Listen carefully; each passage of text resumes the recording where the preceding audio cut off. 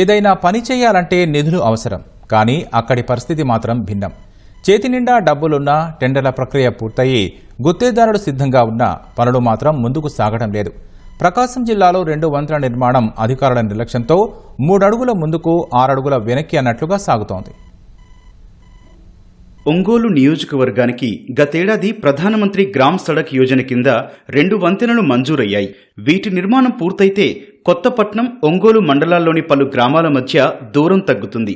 ఆలూరు, అల్లూరు మధ్య నల్లవాగు మీద ఒక వంతెన, ఆలూరు, చేజర్ల మధ్య ముదిగుండం వాగు మీద మరో వంతెనకు నిధులు మంజూరు చేశారు. టెండర్ల ప్రక్రియ కూడా పూర్తయింది. 2 గుత్తేదారులు పనులు దక్కించుకున్నారు. కానీ ఏడాది గడిచినా పనుల్లో ఏమాత్రం పురోగతి లేదు.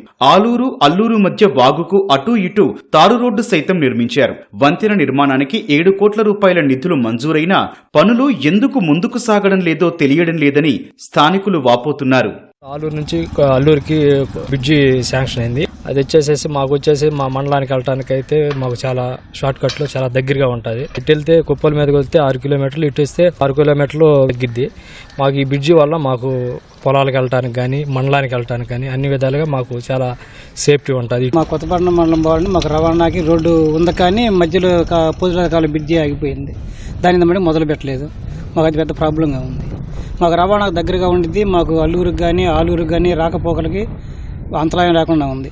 ఈరోజు ఆ బ్రిడ్జి లేని వల్ల బాగా అంతరాయంగా ఉంది. చేజర్ల, ఆలూరు మధ్యలో వంతెన పనులు నామమాత్రంగా ప్రారంభించారు. ఓ పిల్లరుకు పునాది తవ్వి నిర్మాణ సామాగ్రి తెచ్చి వదిలేశారు. పనులు ప్రారంభమై దాదాపు 6 నెలలైనా ఎక్కడి వేసిన గొంగడి అక్కడి అన్న చందంగా నిలిచిపోయాయి. పునాదుల గోతులతో రాకపోకలు సాగించే వారికి ఇబ్బందికరంగా మారింది. ఎంపీ మాగుంట శ్రీనివాసులు రెడ్డి కేంద్రం నుంచి నిధులు తెచ్చినా ఇంజనీరింగ్ అధికారులు ఈ వంతెన నిర్మాణానికి సహకరించడం లేదనే విమర్శలు వినిపిస్తున్నాయి. గుత్తేదారు కోరుతున్న చిన్న మార్పులను అనుమతించకుండా కాలయాపన చేస్తూ పనులకు అడ్డుపడుతున్నారని ఆరోపణలు వినిపిస్తున్నాయి. తక్షణమే వంతెనలు పూర్తి చేసి తమ గ్రామాల మధ్య రవాణా సౌకర్యాలను మెరుగుపరచాలని స్థానికులు కోరుతున్నారు.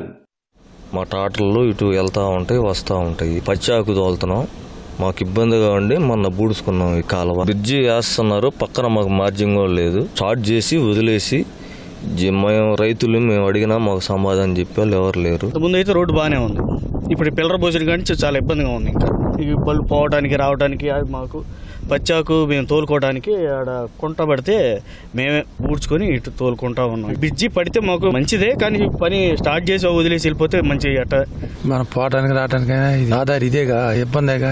అంతా కలిసి వెళ్ళదు. ఆడ గుంట అది తమ్మేసిన కాడ గుంట పడింది, అదే లోతు తీసేది కదా, అది ఇరగబడిపోయింది. పడిపోతే మట్టి తోలి దాని మీద బాసన. ఇప్పుడు ఒకవైపు ముదిగుండ కాలువ, రెండో వైపు పోతిరాజు కాలువల మధ్య నిర్మించ తలపెట్టిన 2 వంతెనలకు కేంద్ర ప్రభుత్వం సుమారు 14 కోట్ల రూపాయల నిధులు మంజూరు చేసినప్పటికీ కూడాను ఈ పనులు ముందుకు సాగపోవడం వల్ల ప్రజలు చాలా ఇబ్బందులు గురవుతున్నారు. కెమెరామెన్ శ్రీనివాస్తో రవికృష్ణ, ఈటీవీ న్యూస్, ప్రకాశం జిల్లా.